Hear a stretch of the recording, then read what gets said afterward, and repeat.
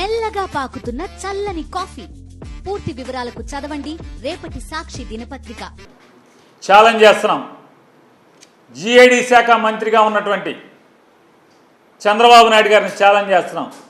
దమ్ముంటే ఇట్లాంటి తప్పుడు వార్తలు కాదు, మీ దగ్గర దస్త్రాలు ఉన్నాయి కదా. జగన్మోహన్ రెడ్డి గారి ఆఫీసులో దేనికి ఎంత ఖర్చు పెట్టారు ఉంది, దా పఫ్ఫులకి ఏం ఖర్చు పెట్టారు, దా అధికారికంగా రండి. చావలేక, పాలించే సత్తా లేక, ఇచ్చిన మాటలు నిలబెట్టుకోలేక జగన్మోహన్ రెడ్డి గారి మీద ఇట్లా తప్పుడు వార్తలు ప్రచారం చేయడం కట్టి పెట్టమని హెచ్చరిక చేస్తున్నాం.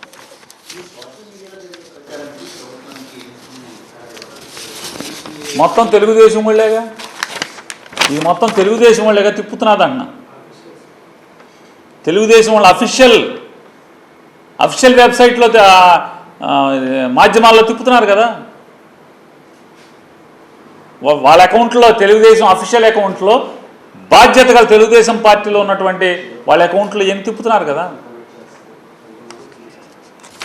అందుకే అన్నా, మీకు చావు ఉంటే, మీలో నిజాయితీ ఉంటే అకౌంట్లు బయట పెట్టమన్నా. చంద్రబాబు నాయుడు గారు మంత్రి, అకౌంట్లు బయట పెట్టండి. ఇది జగన్మోహన్ రెడ్డి గారి మీద ఇంకా పడేడిసే కంటే కూడా మీ వాగ్దానం మీద, మీ మాటల మీద పొద్దున పూటేమో జెండా ఎగరేయటానికి ఆగస్టు 15 గణతంత్ర దినోత్సవం జరుపుకోండి, బాగా పండగ చేసుకోండి, తల 10,000 ఇస్తామని చెప్పి, సాయంత్రానికి ఏమో జనరల్ ఫండ్లో ఖర్చు పెట్టుకోండి అని చెప్పి, జనరల్ ఫండ్లో పంచాయతీ తీర్మానం చేసుకోండి, గవర్నమెంట్ జీవోకి ఏం సంబంధం లేదు. వాళ్ళు జనరల్ ఫండ్లో ఖర్చు పెట్టుకునేది వాళ్ళకే తెలుసు. ఈ పోటుగాలు తెలుగుదేశం ప్రభుత్వం జీవో ఇచ్చి ఖర్చు పెట్టుకోమని చెప్పాల్సిన పని లేదు. వాళ్ళు తీర్మానం చేసుకొని, జనరల్ బాడీలో తీర్మానం చేసుకొని వాళ్ళే ఖర్చు పెట్టుకుంటారు. ఇట్లాంటి సొల్లు ప్రభుత్వం ఇది. సొల్లు మాటలు, సొల్లు కబుర్లు. టమాటా రైతులను పట్టించుకోండి, ఏడుస్తున్నారు అలవక్ష అని చెప్పి. అట్లాంటి ప్రజా సమస్యల మీద, మీరు ఇచ్చిన వాగ్దానాల మీద, ప్రభుత్వాన్ని ఒళ్ళు జాగ్రత్త పెట్టుకుని నడిపేదాని మీద దృష్టి పెట్టమని హితో పలుకుతున్నాం.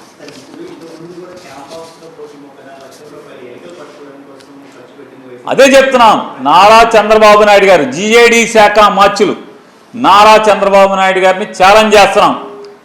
జగన్మోహన్ రెడ్డి గారి మీద తప్పుడు ప్రచారాలు, ఎలుకలు పట్టుకుంటా ₹1 లేదా పఫ్ఫులు తింటాక 3 కోట్లు, ఇవన్నీ కూడా మీరు అధికారికంగా, మీరు ఆ శాఖ మంత్రి కాబట్టి మీరు ఆ దస్త్రాలన్నీ బయట పెట్టండి, గవర్నమెంట్ పొద్దులన్నీ కూడా బయట పెట్టమని చెప్తున్నాను.